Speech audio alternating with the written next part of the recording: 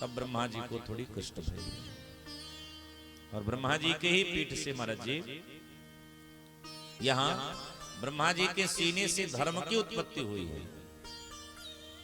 ब्रह्मा जी के छाती से धर्म उत्पन्न हुआ है और ब्रह्मा जी के पीठ से अधर्म उत्पन्न हुआ है। अधर्म का बड़ा प्यारा परिवार है, सभी ध्यान से सुनिएगा, जो ही करता हो छोड़ दीजिएगा। अधर्म की पत्नी का नाम है मृषा। मृषा का अर्थ होता है झूठ। अधर्म की पत्नी का नाम क्या है? झूठ।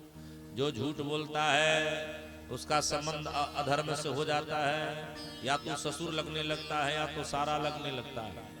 झूठ बोलने वाला अधर्म की यही दो रिश्ता है।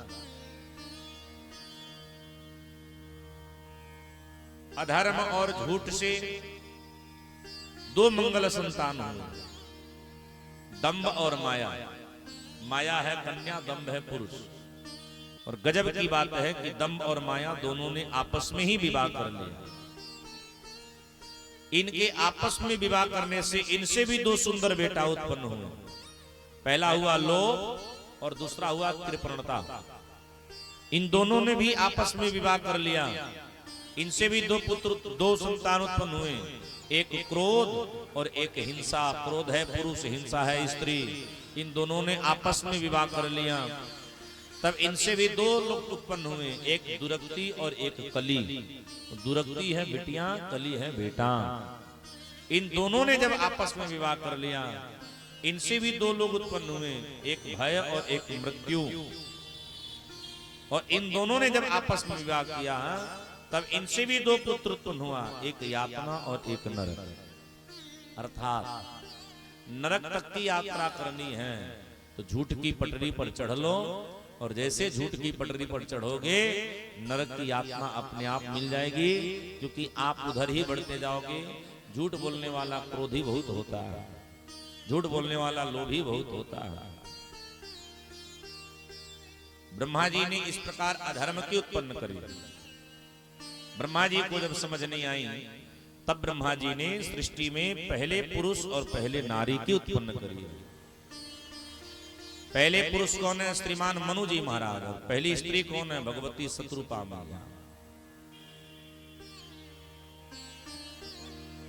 हमको इतिहास में पढ़ाया गया है, आप भी यह पढ़े हो, हम यह पढ़े हैं कि हमारे पूर्वज कौन है? बोले हमारे पूर्वज बानर हुआ करते थे। ये नहीं पढ़ाया गया हो?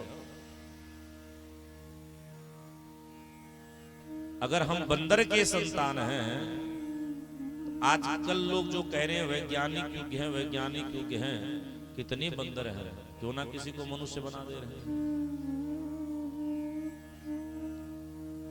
तो बंदर के संतान इसलिए हमको पढ़ाए गए कि जिस देश में यह पढ़ाया जाता है कि भारत की खोज किसने करी? वास्को डी गामा ने करी।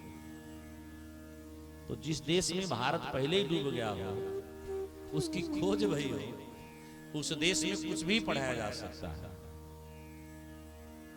लेकिन ध्यान से सुनना, हम किनकी संतान हैं?